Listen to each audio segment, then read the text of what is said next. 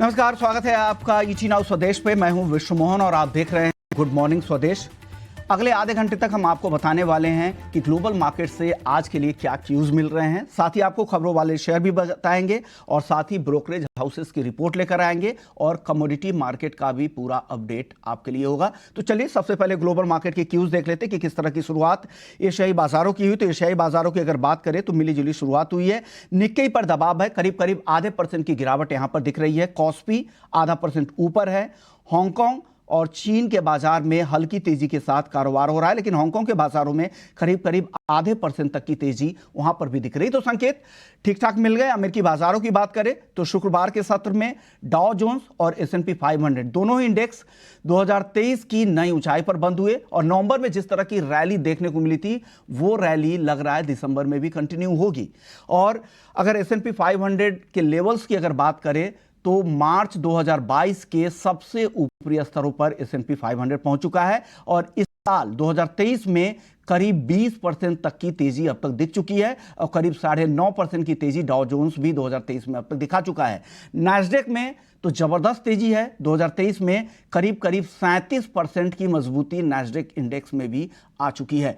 लेकिन बाजार को क्या लग रहा है आगे जो इस तरह की तेजी दिख रही है? तो बाजार ये अनुमान लगाकर चल रहा है कि फेड दिसंबर की बैठक में 12-13 दिसंबर को जो FOMC की बैठक है वहां तो ब्याज दरें स्थिर रखेगा ही।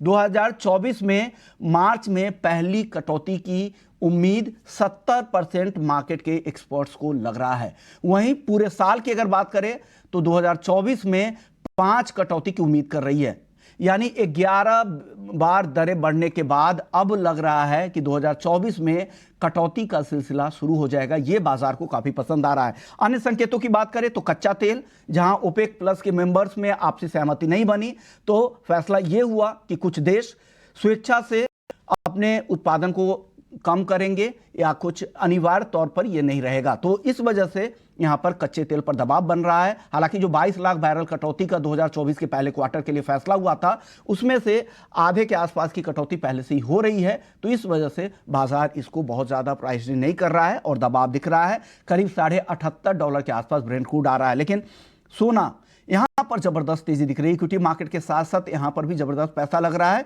क्योंकि डॉलर इंडेक्स कमजोर रहा है, बॉन्ड यील्ड पर दबाव है और उसका फायदा गोल्ड उठा रहा है। साथ ही गोल्ड भी ये मानकर चल रहा है कि 2024 में जो कटौती होगी दरों में उसका फायदा मिलेगा। और पहली बार कॉमेक्स पर सोना $2100 के पार निकल गया। MCX पर तो लगातार पिछले हफ्ते हमने देखा लगातार नई तेजी, लगातार नया रिकॉर्ड बनते हुए देखा और उम्मीद की जा रही है कि आज भी सोना नया रिकॉर्ड बनाएगा। लेकिन कुल मिलाकर ग्लोबल संकेत की बात इक्विटी मार्केट के लिहाज से करें तो यहां अब तक अच्छे ही दिख रहे हैं और लग रहा है कि जो ये रिकॉर्ड रैली है वो आज भी यहां पर कंटिन्यू होगी। कि गिफ्ट निफ्टी से संकेत यही मिल रहे हैं, करीब करीब 250 अंकों की तेजी यहां पर दिख रही है। लेकिन चलिए हमारे सहयोगी डिम्पी कालरा भी मौजूद हैं, लेकिन उनके पास जाए उससे पहले आपको FIIs DIIs के डेटा दे देते हैं कि FIIs DIIs के किस तरह के आंकड़े यहां पर दिख रहे हैं वो जानना आपके लिए बहुत ज़रूरी है। FIIs DIIs की बात करें तो 1 दिसंबर को यानी फ्राइडे के सत्र में FIIs की तरफ से जो खरीदारी हुई 1589 करोड़ की और DIIs की तरफ से जो खरीदारी हुई थी 1450 करोड़ रुपए की खरीदारी DIIs की तरफ से देखने को मिल रही है। लेकिन डिम्पी हमारे सहयोगी मौजूद है। डिम्पी, क्या लग रहा है, क्या आज फिर से रिकॉर्ड ऊंचाई पर बाजार खुलेगा और दिन के दौरान किस तरह की उम्मीद करनी चाहिए जो ट्रेडर्स हैं? और हमको इस चीज की खुशी है कि हमने ट्रेडर्स के साथ अपने हौसले को गिरने नहीं दिया और डाटा की हेल्प से ये जज करते रहे कि बाजार के अंदर तेजी आएगी और 100% आएगी और आप इस सीरीज के अंदर ही ऑल टाइम हाई भी लगता हुआ देख सकते हैं। तो लगता हुआ भी दिखा दिसंबर सीरीज के फर्स्ट डे ही आपने ऑल टाइम हाई लगा दिया और उससे पहले आपने नया रिकॉर्ड ब्रेक कर दिया। देखिए, डाटा ये सजेस्ट करता है और एक बात मैं कहना चाहूंगा, जब खुशियां आती है ना तो चारों तरफ से एक साथ आती है। आपका FIs भी लौट आ रहा है, आपका ग्लोबल मार्केट ऑलरेडी काफी पॉजिटिव था और जो चुनावों का हैंगओवर था वो भी काफी अच्छे से मार्केट के फेवरेबल कंडीशन के हिसाब से आया है। मार्केट के हक में है, इसमें कोई सेकंड थॉट नहीं है, कोई दो राय नहीं है कि ये नहीं चल सकता है, इसके अंदर मार्केट के अंदर मोमेंटम नहीं बनेगा। मार्केट के अंदर श्योर मोमेंटम बनेगा, बट होता क्या है कि आप इस तेजी के अंदर कहीं ऐसा ना हो कि अपने ट्रेलिंग स्टॉप लॉस लगाना भूल जाए, इसलिए ट्रेलिंग स्टॉप लॉस जरूर लगाएं। मार्केट ने नया बेस बना दिया 20,000 का, जिनको स्विंग ट्रेड करना है उनके लिए 20,000 सबसे बेहतरीन है।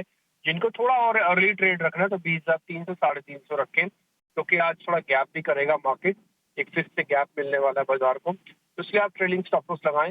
सिस्टम के अंदर लास्ट ट्रेडिंग सेशन है, यानी कि शुक्रवार को जो पोजीशंस बनी है वो थोड़ी लाइट थी, यानी कि बैंक निफ्टी के अंदर शॉर्ट हुई थी और निफ्टी के अंदर शॉर्ट लॉन्ग था, बट वो वॉल्यूम के हिसाब से थोड़ा कम था, यानी कि शैलो बाइंग थी। तो इसलिए आज सेकंड डे गैप करके वो ट्रेडर्स को फंसाएगा।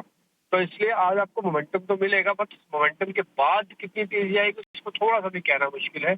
इसलिए ट्रेलिंग स्टॉप लॉस सबसे बेस्ट टेक्निक होती है। दूसरा, जिन्होंने शॉर्ट कर रखा है ऑलरेडी, उनको कई मौके मिले थे बाहर निकलने के, अगर वो नहीं निकले तो अभी भी आप चाहे तो एक बार निकल सकते हैं बाहर। ऑप्शंस के अंदर ट्रेड करने के लिए हमने एक्टिव कर दिया था कि आप ऑप्शंस का ट्रेड खूब करो, खासकर कॉल्स लो। और अभी जिनके ऑप्शंस के ट्रेड आज गैप के साथ अच्छे प्रॉफिट्स मिलेंगे, उनको बुक करके एक बार के लिए बाहर जाना चाहिए, क्योंकि 2-4 इवेंट भी क्लोज हो गए हैं। जैसे भी आप फेड का बता रहे थे, अब मैंने भी आपको चुनाव का बताया, इससे पहले एफआई का थोड़ा अंदर आना हो गया, ठीक है। तो सारे इवेंट भी क्लोज हो रहे हैं, तो आपको थोड़े प्रॉफिट बुकिंग भी टाइम टू टाइम करनी चाहिए। रही बात स्टॉक स्पेसिफिक की, हाँ वहाँ पे ध्यान रखिएगा, तो सरकारी कंपनीज आज भी चल सकती हैं, उनमें री रेटिंग होगी, क्योंकि सरकार के 2-3 बड़ी स्टेटमेंट के हाथ में आई है। 2024 का थोड़ा सा क्लियरेंस और आ रहा है, तो इसलिए री रेटिंग के कैंडिडेट फिर से सरकारी कंपनियां बनेगी, आप इनको ध्यान रखिएगा। जो कैंडिडेट है वो सरकारी कंपनियां बनेगी, लेकिन आज बाजार का जो मोमेंटम है वो तो बरकरार रहेगा, लेकिन आपको काम करना है ट्रेलिंग स्टॉप लॉस के साथ, क्योंकि बहुत सारी चीज़ें प्राइस इन हैं। लेकिन जिस तरह के चुनावी नतीजे आए हैं उसको तो बाजार जरूर थम्स अप करेगा। लेकिन चलिए, हमारे साथ नीतिलेश पावस्कर जी के कॉल्स भी आ गए हैं, वो आपको बता देते हैं। कोटक बैंक, उन्होंने खरीदारी की सलाह दी है, बाई कॉल है, टारगेट दिया है 1800 रुपये का। इस ट्रेड में आपको 1730 रुपये का, 1730 का स्टॉप लॉस लगाना है। जो एंट्री लेवल है कोटक बैंक में वो है 1750 का। दूसरी बाई कॉल है उनकी HUL की, 2560 रुपये पर एंट्री करें, खरीदें। टारगेट है 2620 रुपये का, स्टॉप लॉस इस ट्रेड में आपको लगाना है 2530 रुपये का। तो ये दो ट्रेड नीतिलेश जी की तरफ से, क्योंकि आज तेजी का दिन रहने वाला है, तो यहाँ पर दोनों कॉल बाई की कॉल आ रही है। लेकिन हमारे सहयोगी शरद भी आपके साथ होंगे, जो बताएंगे कि खबरों वाले शेयर आज कौन कौन से हैं जिन पर आज आपको नज़र रखनी चाहिए, ये जानना बेहद ज़रूरी है। शरद, आपके पास आ रहे हैं, बताइए कौन कौन से ऐसे स्टॉक्स हैं जिन पर आज नज़र रखनी चाहिए और क्या खबरें हैं उनके लिए। जी बिल्कुल, ऑफ कोर्स नवंबर के जो ऑटो सेल्स है वो भी फोकस में रहने वाले हैं। अब देखा जाए तो आइशर मोटर्स का सेल्स लगभग 13% ऊपर हुआ, और हीरो मोटोकॉर्प के बारे में बात करें तो ये भी 25% ईयर ऑन ईयर बेसिस पे ग्रोथ दिखाया है। तो ओवरऑल जो है टू व्हीलर सेल्स की जो है आप कह सकते हैं नवंबर मंथ में स्ट्रॉन्ग नंबर्स आए हैं। गेल की बात करें तो वो गैस्ट्रॉम यूनिट को जो है सू करने वाली है LNG सप्लाईज को लेके, और $1.8 बिलियन, यानी कि आप कह सकते हैं लगभग 12,000 करोड़ से ऊपर का जो है डैमेजेस जो है गेल सीख कर रही है। तो ये बड़ा आंकड़ा है। अल्केम लैब्स की भी बात कर लेते हैं। 3 फॉर्म 483 ऑब्जर्वेशंस आए हैं उनके API मैन्युफैक्चरिंग फैसिलिटी जो मांडवा में लोकेटेड है। वही सीमेंस की बात करें तो एक इंपॉर्टेंट बात कहूँगा, यहाँ पे प्रमोटर ट्रांसफ़र हो रहा है, लेकिन ये 18% इक्विटी शेयर कैपिटल एक दूसरे एंटिटीज़ में ट्रांसफ़र हो रही है, और इसकी जो कंसिडरेशन है लगभग 19,000 करोड़ का है, और जो प्राइसिंग रखा है ऑलमोस्ट 2,953 रुपीज़ पर शेयर का है। अब इसके अलावा अगर बात करें तो टैनफैक इंडस्ट्रीज़ भी फोकस में रहेगा। यहाँ पे आशीष कचोलिया ने जो है लगभग 2% स्टेक की एक्विजिशन की है। हालांकि कंपनी की मार्केट कैप अराउंड 2,700 करोड़ की है। आस्क ऑटोमोटिव हाल ही में लिस्टेड कंपनी थी, यहाँ पे Q2 नंबर्स देखे तो largely weak set of numbers आए। हालांकि मैनेजमेंट कमेंट्री जो है थोड़ी सी पॉजिटिव आई है, जहाँ पे वो एक्सपेक्ट कर रहे हैं कि जो सेकेंड हाफ FY24 है उनकी परफॉर्मेंस अच्छी होगी, और मार्जिन भी नॉर्मलाइज हो सकते हैं चौथे तिमाही इस वित्त साल में। ब्रिगेड इंटरप्राइज एक नई रेसिडेंशियल प्रोजेक्ट लॉन्च किया बेंगलुरु में, जहाँ पे वो एक्सपेक्ट कर रहे हैं कि जो रेवेन्यू पोटेंशियल है वो लगभग आप कह सकते हैं 2,000 करोड़ तक आए, और लगभग 20 लाख स्क्वायर फीट का ये टोटल प्रोजेक्ट है। स्ट्राइड्स फार्मा भी फोकस में रहेगा। लिपिड की जो फैट लिपिड ट्रीटमेंट की ड्रग होती है वो जो है लॉन्च की है, और ये एमनियल के साथ पार्टनरशिप की थी, जो एक और ड्रग कंपनी है। और ड्रग की बात करें तो ग्रैनुल्स इंडिया भी फोकस में रहेगा, जहाँ पे उनको ANDA अप्रूवल आ गया है US FDA के लिए हाइपरटेंशन ड्रग को ट्रीट करने के लिए। ओके, शुक्रिया शरद बताने के लिए, पूरी डिटेल्स बताने के लिए। कौन कौन से खबरों के दम पर आज शेयर्स पर एक्शन दिख सकता है। लेकिन ग्लोबल क्यूज पे नजर एक बार फिर से अगर आप डालें तो एशियाई बाजारों में अगर निक्केई को छोड़ दे तो ज्यादातर बाजार में ठीक ठाक तेजी दिख रही है। अमेरिकी बाजार अच्छे संकेत तो दे ही रहे थे, फ्राइडे के सत्र में आपने देखा था जबरदस्त तेजी दिखी, और गिफ्ट निफ्टी करीब 270 अंकों की मजबूती यहां दिख रही है। जिस तरह के राज्यों के चुनावी नतीजे आए हैं वो बाजार को आज काफी फेवर कर सकते हैं और फिर से नया रिकॉर्ड आज देखने को मिल सकता है। चलिए अब कमोडिटी मार्केट का रुख करते हैं जहां पर भी रिकॉर्ड ऊंचाई देखने को मिल रहा है। सोना एमसीएक्स पर तो लगातार नया रिकॉर्ड बना ही रहा था, पिछले हफ्ते भी हमने देखा था। अब कॉमेक्स पर भी फ्राइडे के सत्र में सोना नए रिकॉर्ड ऊंचाई पर पहुंच गया है और आज तो $2100 के ऊपर कॉमेक्स पर सोने का भाव दिख रहा है। हमारे साथ कुबर्जी ग्रुप के रवि देवरा हैं। रवि जी बताइए, क्या लग रहा है आपको, गोल्ड की ये रैली आगे और एक्सटेंड हो सकती है क्या, और आपको क्या वजह ऐसा दिख रहा है, और आज के लिए क्या कॉल है गोल्ड पर?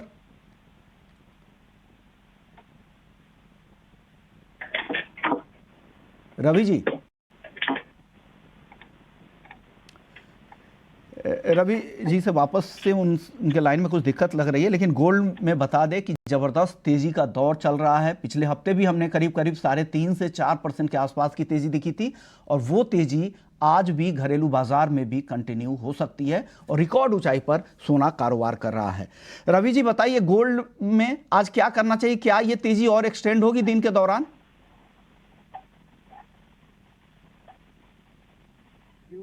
रवि जी आपको आवाज आ रही है? मुझे लाइन में कुछ दिक्कत है, लेकिन कॉल आपको बता देते कि उन्होंने आज कॉल क्या दिया है। तो गोल्ड खरीदारी की सलाह है, फरवरी कॉन्ट्रैक्ट, क्योंकि दिसंबर का जो करंट मंथ का कॉन्ट्रैक्ट है उसकी एक्सपायरी है कल, तो जो नए ट्रेडिंग हो रहे हैं वो फरवरी के कॉन्ट्रैक्ट में, अगले कॉन्ट्रैक्ट में हो रहे हैं। तो 63,200 के लेवल पे आपको खरीदना है, टारगेट है 63,800 का, स्टॉप लॉस इस ट्रेड में आपको लगाना है 62,800 के आसपास का।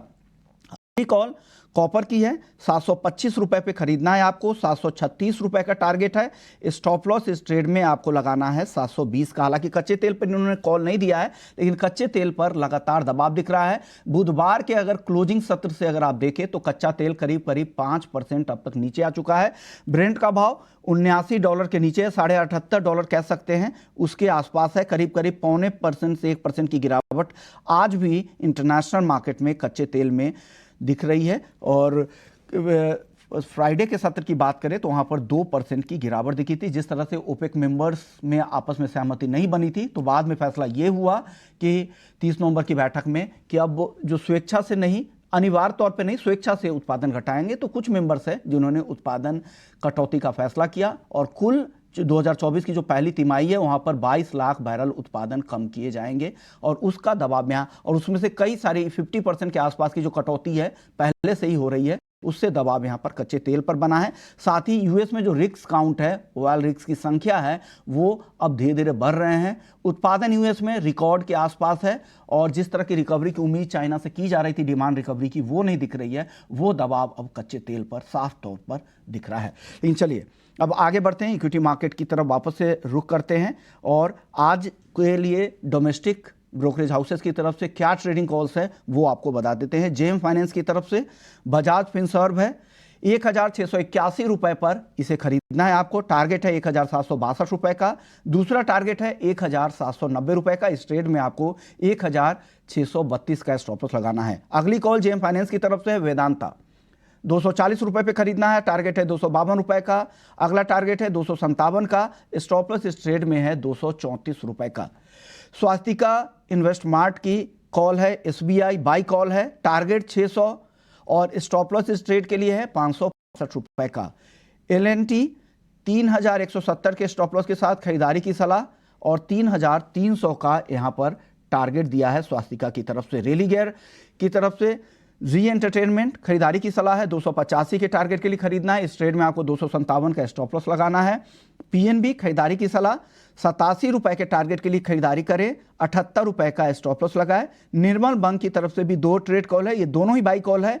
ऑर्किड फार्मा 610 रुपए का टारगेट है, स्टॉप लॉस है 570 रुपए का। नेटवर्क 18 है, बाई कॉल है, टारगेट है 94 रुपए का, और 84 रुपए का स्टॉप लॉस है। तो सारी बाई कॉल्स आ रही हैं क्योंकि बाजार में आज तेजी की उम्मीद लगाई जा रही है, जिस तरह से गिफ्ट निफ्टी से साफ तौर से संकेत दिख रहे हैं। लेकिन चलिए, चुनावी नतीजों के बाद पीएम मोदी ने क्या कहा है, आइए सुन लेते हैं।